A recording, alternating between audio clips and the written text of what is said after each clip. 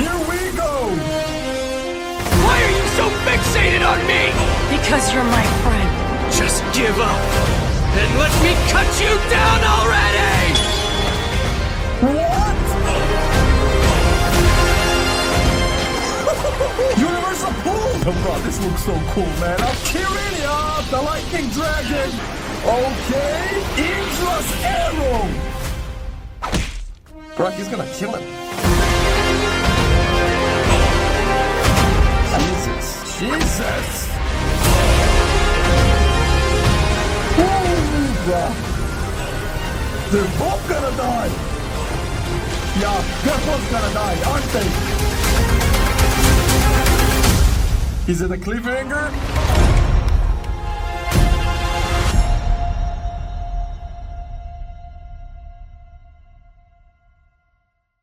Hello guys, welcome back to my reaction channel. Today we are going to be doing something different. My mods found me a couple of videos of SWAGKAGE, I believe, talking about the first, second, and third Shinobi War. Today, however, I'm only going to be looking at the first Shinobi War. I think he's explaining it in detail or something like that, because in Naruto there's a lot of lore, there's a lot of, right? But this guy takes it all and puts it in one video, so it's gonna be enjoyable, I hope.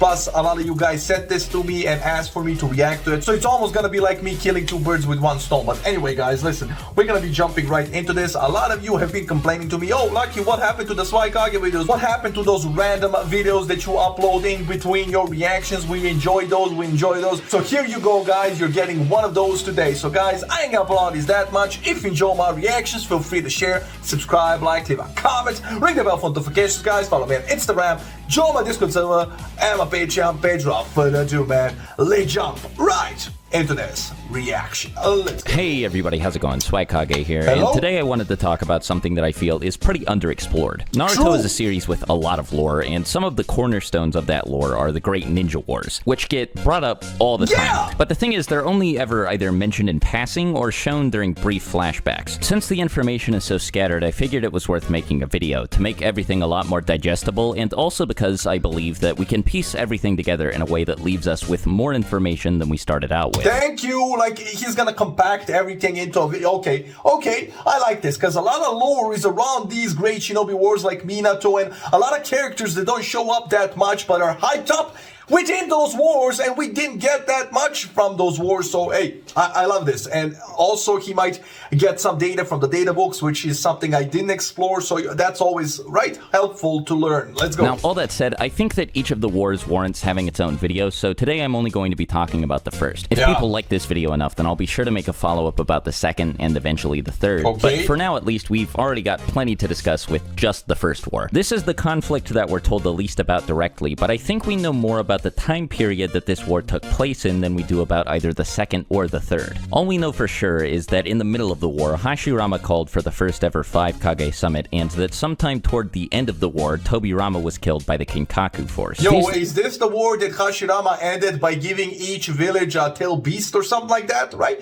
Is that how this war ended? And yeah, Tobirama was killed at the ending of the first Shinobi War, so Hashirama was killed, or not killed, died before that. Yo, yeah, I'm already missing parts. Things are clearly said to have happened during the first Great Ninja War, and though it may not seem like it initially, there's actually a lot that we can infer from these two pieces of information. Since the summit took place in the middle of the first war, it's important to note that the first Kage of each of the 5 great nations was present there. This of course means that they were all alive and in good health when the first war began. This is pretty interesting because it's very likely that none of them lived to see the end of the war. During the 4th Great Ninja War, shortly after he's summoned and woken up by Kabuto, Mu makes it very clear that he suspects Tobirama is the person who revived him and the other 3 Kage with the reanimation jutsu. Now obviously this is only something he'd say if Tobirama was still... Okay, so he wants to say that since Mu, who is the second Tsuchikage, knows about Tobirama, that would, and Tobirama died at the ending of the first Shinobi War, that would imply that none of those previous Kage lived through the first Shinobi War. That's interesting. Yeah, I like how he tied that together.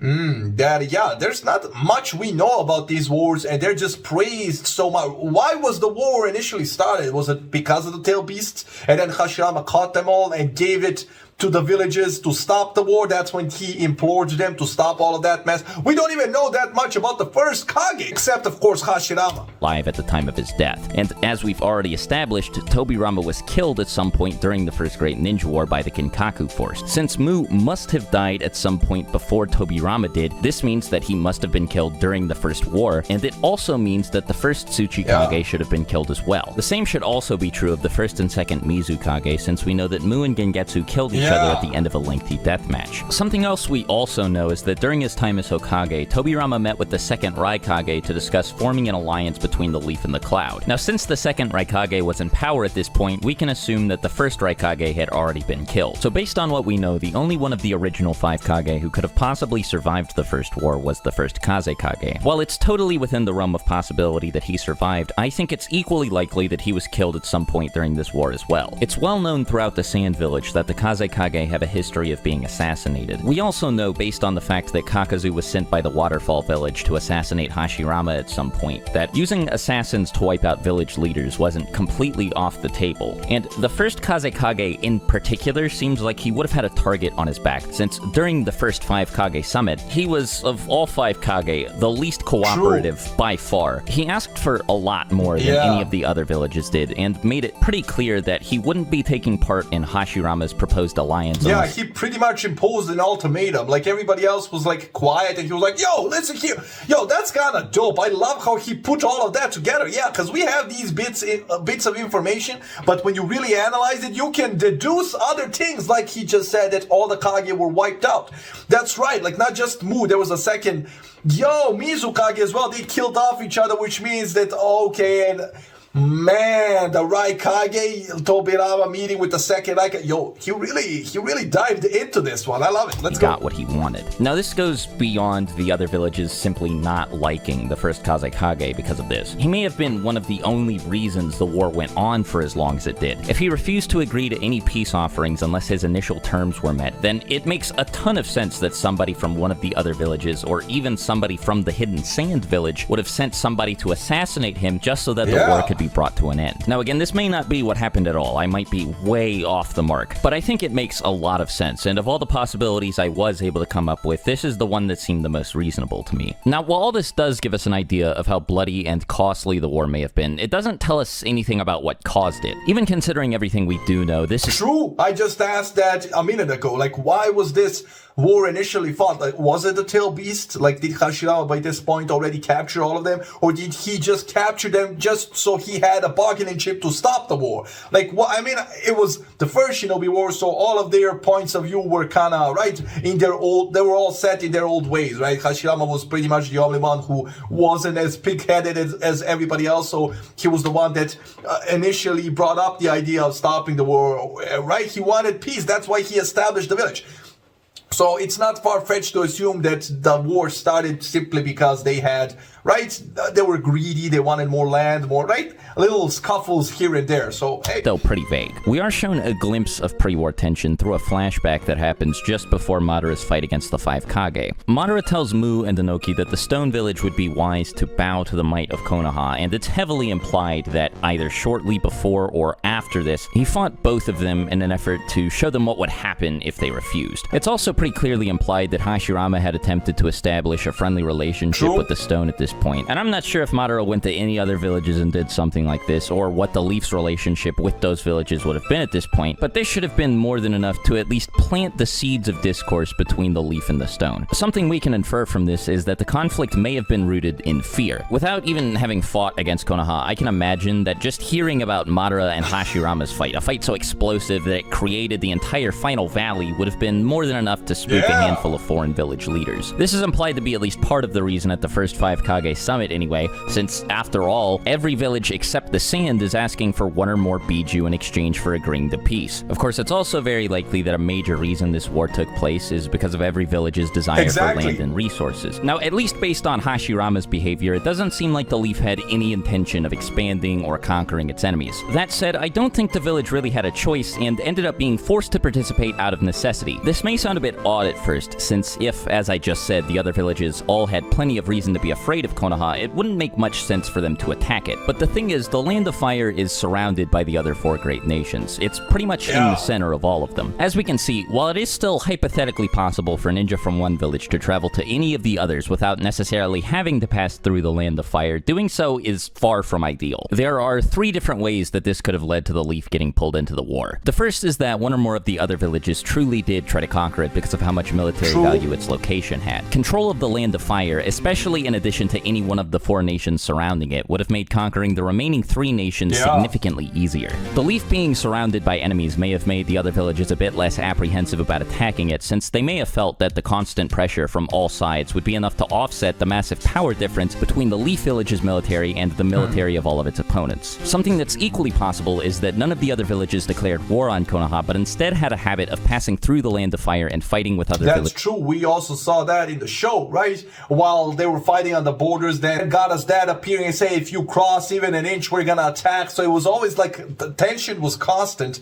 But I do like, now I'm thinking about it, and like Hashirama and Madara were enough to stomp literally every village. I guess Hashirama's to blame because he probably held Madara back, right? We know Madara. Madara was probably like, hey, let's go kill all of them. Hashirama's like, yo, chill out, right? So Madara probably listened to him while he was in the village. Later on, he, lost and then went away.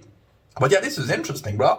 Like, he really dived into this one, like the first Shinobi War. Yeah, like, oh, I love it. Let's go. While they were there. This, of course, would have posed a massive risk to the non-ninja population of the Land of Fire, and probably would have forced the Leaf Village to step in to save them. The last, and at least in my opinion, most interesting possibility is that the Leaf didn't initially participate in the first war at all. We know that Hashirama really wanted to establish a friendly relationship between the Leaf and all of the other ninja villages, and it's possible that he may have actually temporarily succeeded. Before the first war began, one or more of the other major villages may have seen Konoha as an ally. As a matter of fact, this is even implied in the flashback I mentioned earlier, when Inoki hints at the possibility that Hashirama has already said that the Leaf and the Stone are on good terms. If this was the case, and the Leaf wasn't initially involved in the war at all, its position would have made it really tempting for the other villages to ask for its help, especially if all of those other villages were under the impression that the Leaf village was an ally of theirs. Now, obviously, Hashirama wouldn't be able to agree to help all of the villages that were involved if they were all fighting each other, and this may have been what led to the first 5 Kage Summit being called in the first place. If the Leaf didn't actually have to fight in the first war, but felt pressured to do something about it in order to maintain a healthy relationship with all of its neighbors, then calling a peace summit like this... Yeah, and by the way, I can totally see Hashirama not